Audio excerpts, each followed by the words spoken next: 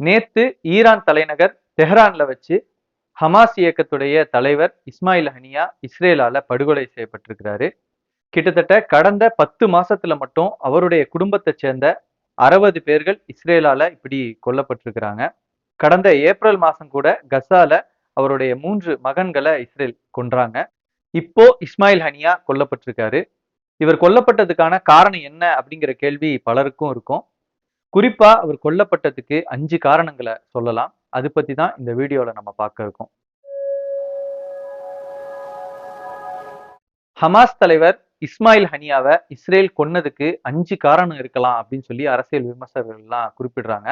அதுல முதல் காரணம் என்னன்னு சொன்னா, பாலஸ்தீன்ல போர் நிறுத்தம் ஏற்படுறதுக்கான வாய்ப்புகளை முழுமையா அடக்கிறது இஸ்ரேலுடைய நோக்கமா இருக்கு. கசால போர் நிறுத்தம் ஏற்படுறதுக்கான வாய்ப்புகளையும் வழிகளையும் இஸ்ரேல் முழுமையா இல்லாமாக்க முயற்சிக்குது. இன்னும் சரியா சொல்லணும்னா இஸ்ரேலுடைய பிரதமர் பெஞ்சமின் நெத்தன்யாகு முயற்சிக்கிறாரு. இஸ்மாயில் ஹனியா போர் நிறுத்த பேச்சுவார்த்தையில முன்னணி வகிச்சவர். பலஸ்தீனர்கள் சார்பா அவர் போர் நிறுத்தம் கொண்டு வர பேச்சுவார்த்தையில ஈடுபட்டு இருந்தாரு.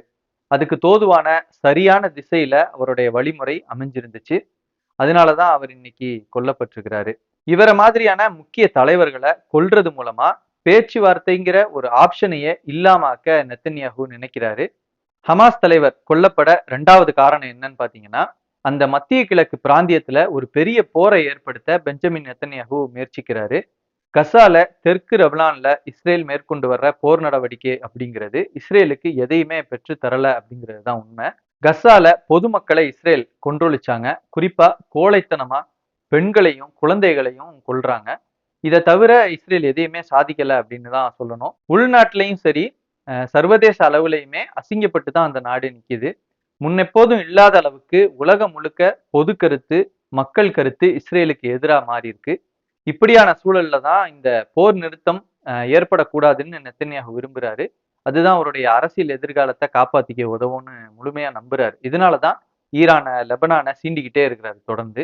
அவங்க முழுமையா ஒரு போரை இவர் மேல தொடங்குனாங்கன்னா அமெரிக்காவை போர்ல ஈடுபடுத்தலாம் அப்படிங்கிறது தான் நெத்தன்யாவுடைய விருப்பமா இருக்கு.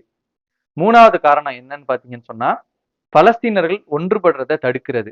அதாவது பலஸ்தீன்ல பல இயக்கங்கள் இருக்கு, அவங்களுக்குள்ள கருத்து வேறுபாடுகள்லாம் இருக்கு.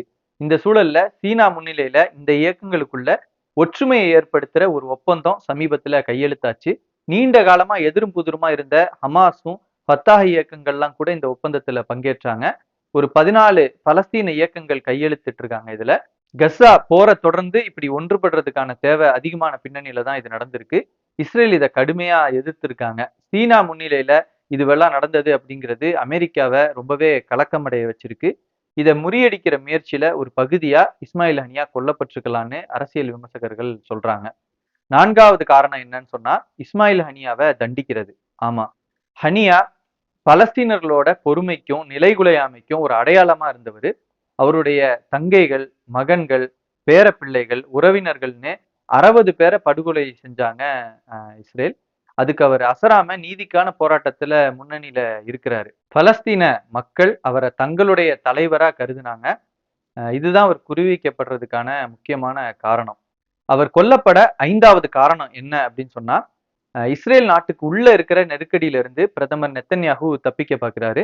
இஸ்ரேலுக்குள்ள மிகப்பெரிய குழப்பமும் கலகமும் நடந்துட்டு இருக்கு.